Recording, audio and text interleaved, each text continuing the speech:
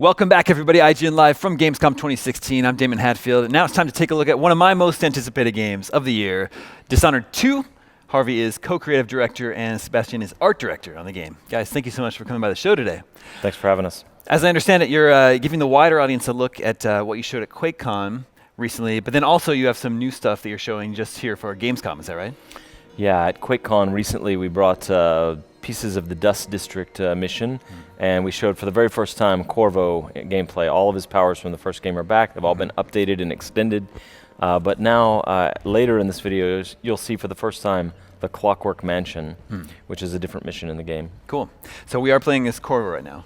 Yeah, okay. And what you'll see here is an upgraded version of Blink where he paused time as he blinked. He's fighting bloodflies. He's using an alternate path through a bloodfly-infested building. He's going to slow time, let it advance slowly. It's an upgrade to bend time that we've got. He's fighting a nest keeper, setting the nest on fire. At some point, he's going to possess a bloodfly here. You can now possess flying creatures. Very cool. So the bloodfly are a very dynamic swarm, by the way, their behavior. Okay, so now he's flying as a bloodfly. And what's the story with the bloodflies?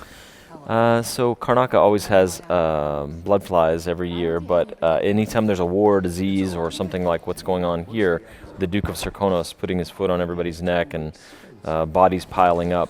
More bodies means more bloodflies because they lay their eggs in corpses. In fact, if you leave a corpse lying around in the game, you'll see the bloodflies find it and lay eggs in it, and more bloodflies will hatch out.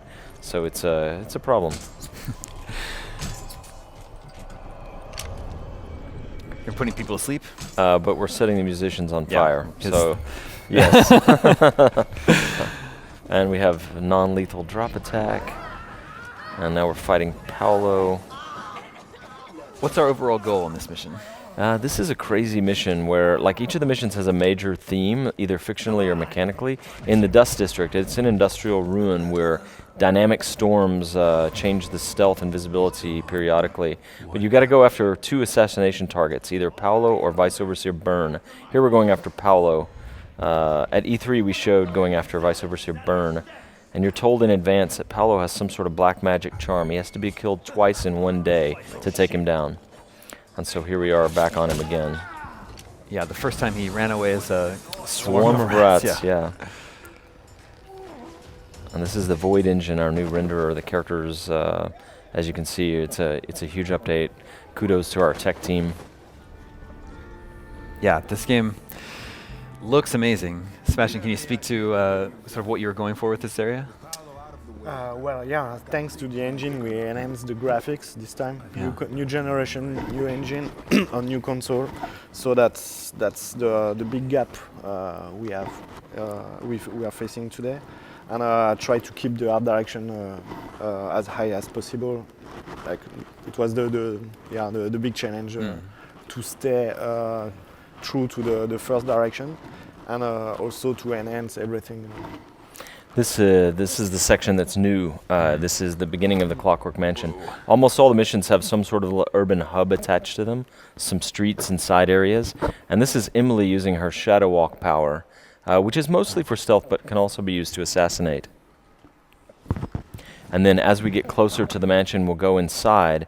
And the Clockwork Mansion is like a giant Rubik's Cube. I'll explain in a second. This is Domino, where you link people and then they all share a fate, so they all got beheaded. This is the inside of Kiran Jindosh, the Grand Inventor's home. It's you can throw levers here and there and rearrange the entire house, kind of like a Rubik's Cube. You can trap enemies behind walls. You can open up new passages. And here, she's taken off the head of a clockwork soldier. So now it can hear, but it can't see. Did she just slide between his legs? Yeah, also the slide is very powerful. We brought in a couple of YouTube players and had them playtest the game and give us feedback on the controls and things. You've probably watched some of the videos of what people do. Yeah. Volhound or Stealth Gamer BR, how they just do amazing ballet of destruction with Dishonored. It's crazy. Well, coming up with fun ways to kill people must be one of the best parts of your job. Yeah, I guess. The animators do a lot of work in like attack. First-person combat is not as obvious as it might seem. And our company was founded 17 years ago by my co-creative director, Rafael Colantonio. And he's one of the guys with a great passion for first-person melee combat. Dark Messiah, Might and Magic, and Dishonored 1. And We have the body awareness now. When yeah, we have more body awareness. You can see your legs when you slide. When you do something, you often see your arms. So you have a feeling of whether you're playing Corvo or Emily. They have their own assassination animations, their own combat animations. They feel different to inhabit bodily. I see.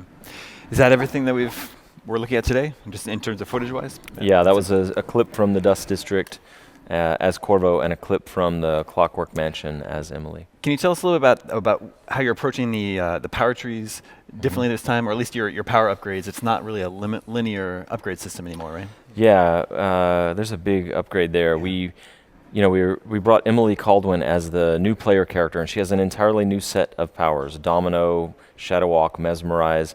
And you've seen Domino. It can be combined in all these crazy ways. Players are already figuring things out that we didn't anticipate. You're wounded, you see 3 tough enemies in a room ahead, but you also see a servant carrying a tray of fruit. So players are doing things like dominoing those 3 together while hiding under the table, dominoing them to the servant, and then just easily killing the servant, and all 4 of them go down. But Corvo's back also. We love Corvo. They're both fully voiced this time. He's voiced by Stephen Russell, who played Garrett in the first Thief game. He brings this like world-weary, I've seen too much kind of quality, some gravity to the character. And all of Corvo's powers from the first game are back, but they've all been extended with these trees. So before you could summon a swarm of rats and maybe make it work a little faster. This time you can summon 2 swarms of rats, make a larger swarm, both swarms larger, make them follow you, so as you run around you're like the Pied Piper. You can upgrade Rat Swarm in all these different ways. So all of his powers have had this treatment. And you can combine those together as well. Wow. Super interesting for us. Yeah, I'm super excited to play. This is exactly what I like to do in video games. Throw me into an open area, present me with some challenges, and then give me different tools so that I can approach the challenges in my own way. That's super fun. When is everyone going to get the chance to play Dishonored 2? 11/11? 11/11, yeah. November 11th. The game comes out on PC, PlayStation 4, Xbox One. Very cool. Can't wait. Thanks so much for coming by the show. Thank you. Thank you. Stay tuned. Much more to come from IGN Live on Gamescom 2016 after this.